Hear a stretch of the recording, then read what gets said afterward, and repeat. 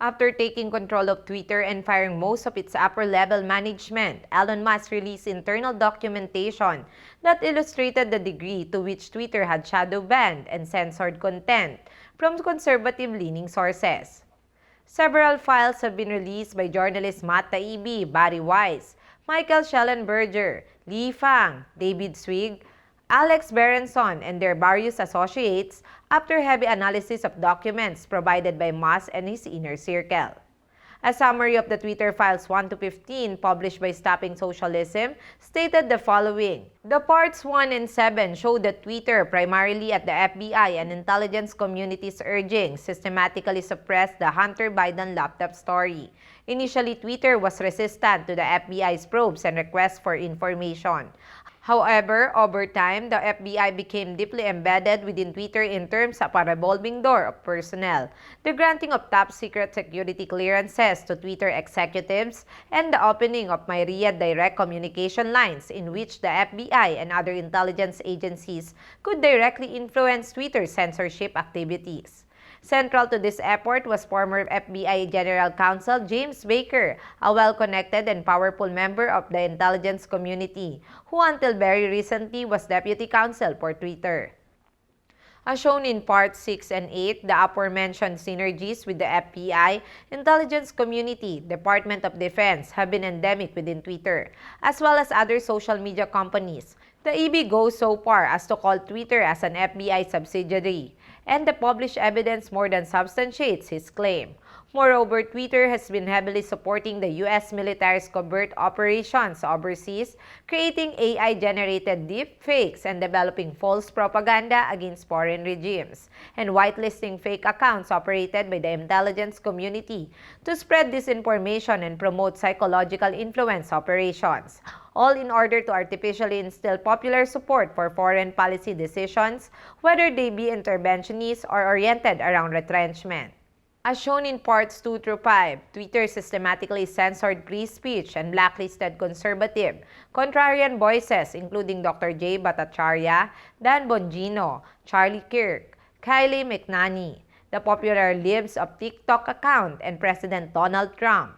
Mechanisms for doing so included building large blacklists, preventing disfavored tweets from the trending, limiting visibility of entire accounts and trending topics, blocking search results, limiting the scope of a particular tweet's discoverability, among other insidious tactics. As shown in Parts 3 to 5, which focus mostly upon the decision to ban Trump's account, the political ideologies of Twitter employees and executives played a substantial role in decision-making. In 2018, 2020, and 2022, 96%, 98%, and 99% of Twitter's top political donations went to Democrats respectively. The ultimate decision to ban Trump was based on no specific policy violation. In fact, many of the Twitter employees responsible for determining these policy violations clearly indicated no such violations occurred.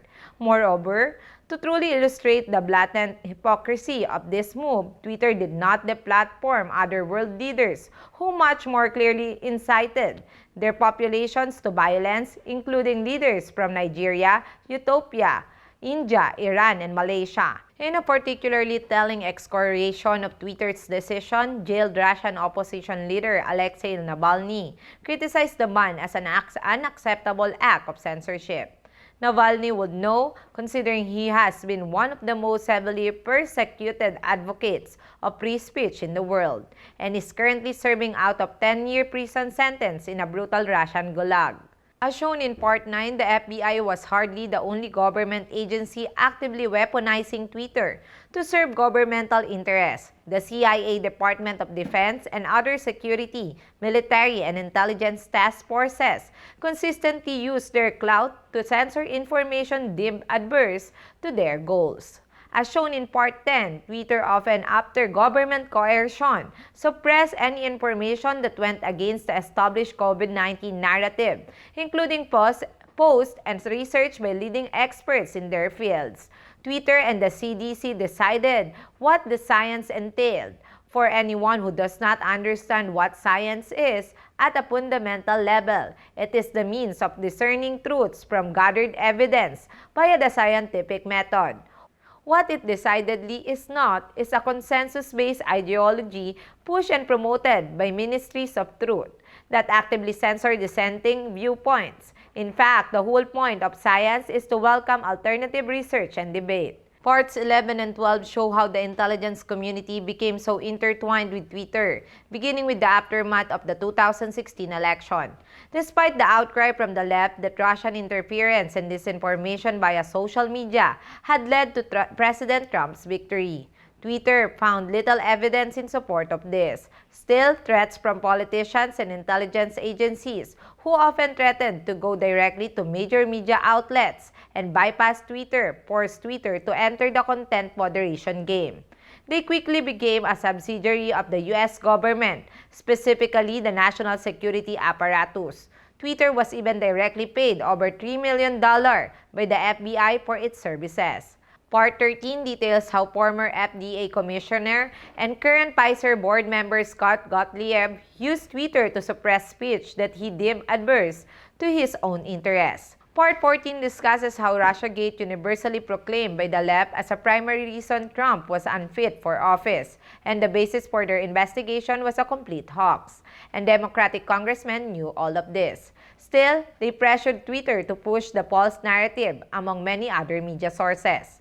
Part 15 discusses how the pharmaceutical industry, including the vaccine makers, used social media, including Twitter, to suppress any speech against vaccine policy, labeling it as a misinformation, shadow banning accounts, and removing content. I am Lovely Montoya of Manila STV.